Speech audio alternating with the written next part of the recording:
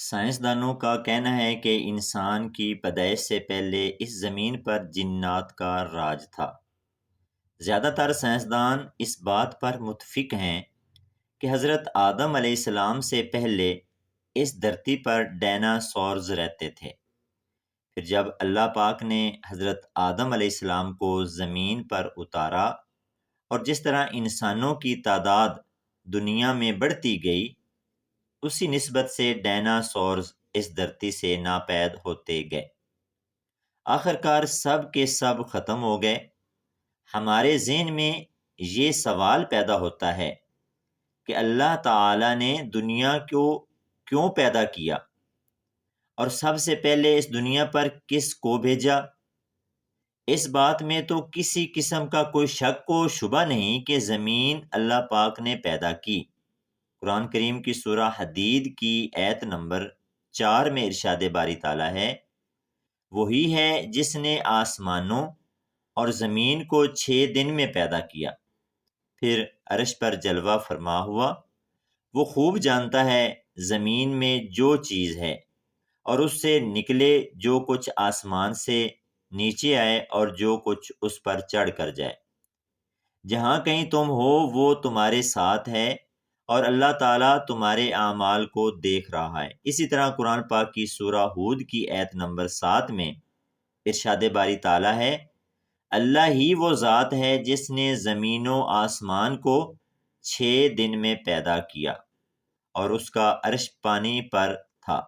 حضرت امام احمد بن حنبل روایت لکھتے ہیں کہ نبی کریم صلی اللہ علیہ وآلہ وسلم سے کسی صحابی نے دریافت کیا، اے اللہ کے نبی، زمین و آسمان کو بنانے سے پہلے اللہ کہاں تھا؟ حضور اکرم صلی اللہ علیہ وآلہ وسلم نے فرمایا کہ وہ اپنی ایماں میں تھا۔ آپ صلی اللہ علیہ وآلہ وسلم نے فرمایا کہ تب یہاں کچھ نہ تھا، پھر اللہ پاک نے سب سے پہلے پانی پر اپنا عرش پیدا کیا۔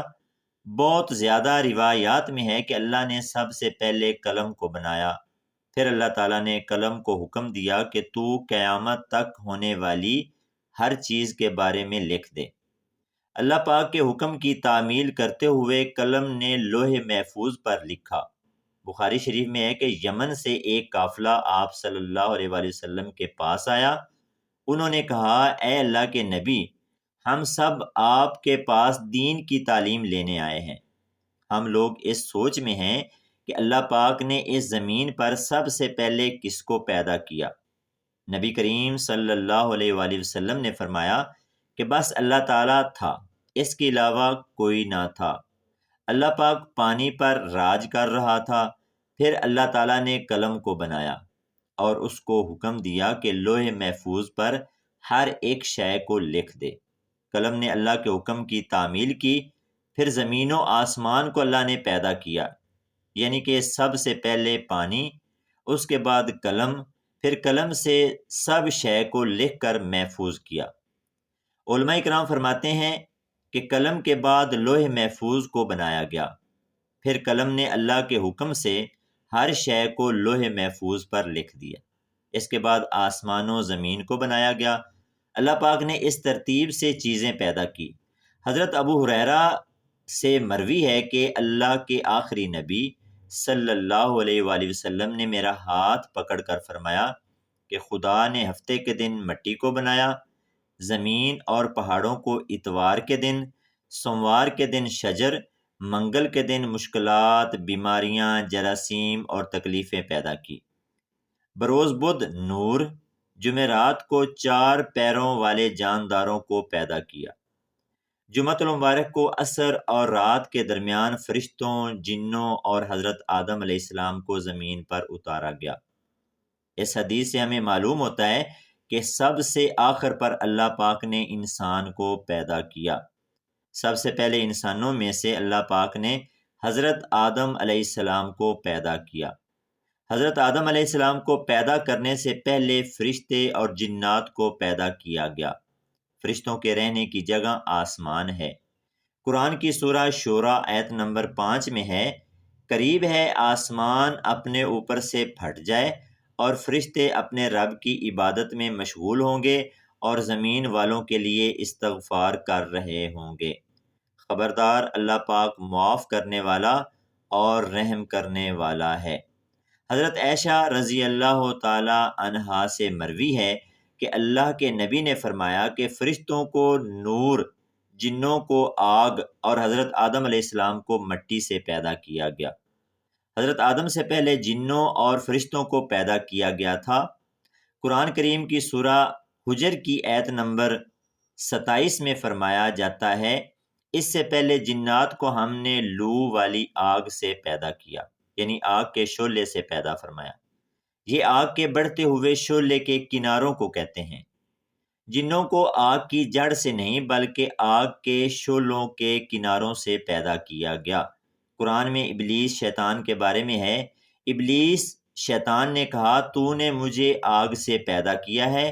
ہم پہلے ہی بتا چکے ہیں کہ جنوں کو اللہ پاک نے آگ کی لو سے پیدا کیا۔ جنات کی اصلیت آگ ہی ہے۔ ابلیس کو بھی جنات کے گروہ میں پیدا کیا گیا۔ اس میں کسی کو شک نہیں ہونا چاہیے کہ ابلیس بھی آگ سے پیدا کیا گیا۔ قرآن پاک میں ہے کہ ابلیس جنوں میں سے تھا، مطلب یہ ہے کہ وہ فرشتوں میں نہیں تھا۔ امام حسن رحمۃ اللہ علیہ فرماتے ہیں کہ وہ ایک لمحہ بھی فرشتوں میں شامل نہیں ہوا۔ حضرت عبداللہ اور عبداللہ بن عباس رضی اللہ تعالی عنہ فرماتے ہیں کہ جنات کی رہنے کی جگہ جنگل اور پہاڑ ہیں۔ اس کے 2000 سال بعد اللہ پاک نے حضرت آدم علیہ السلام اور حضرت اماں حوا علیہ السلام کو زمین پر اتارا۔ اس طرح انسانوں کی نسل در نسل شروع ہوئی اور سب سے آخر میں حضرت انسان کو پیدا کیا گیا، جو سب مخلوقات میں حسین و جمیل ہے۔ اللہ رب العزت نے فرمایا، ہم نے انسان کو سب سے اچھی صورت میں پیدا کیا، اور حدیث پاک میں ہے کہ ان اللہ خلق آدم علی صورتہ، اللہ رب العزت نے آدم علیہ السلام کو اپنی پسندیدہ ترین صورت پر پیدا کیا۔ اللہ پاک ایک دن قیامت برپا فرمائے گا۔ جس طرح یہ دنیا وجود میں آئی اسی طرح یہ ختم ہو جائے گی۔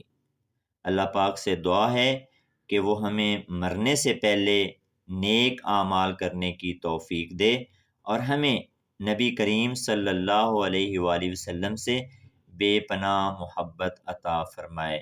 آمین۔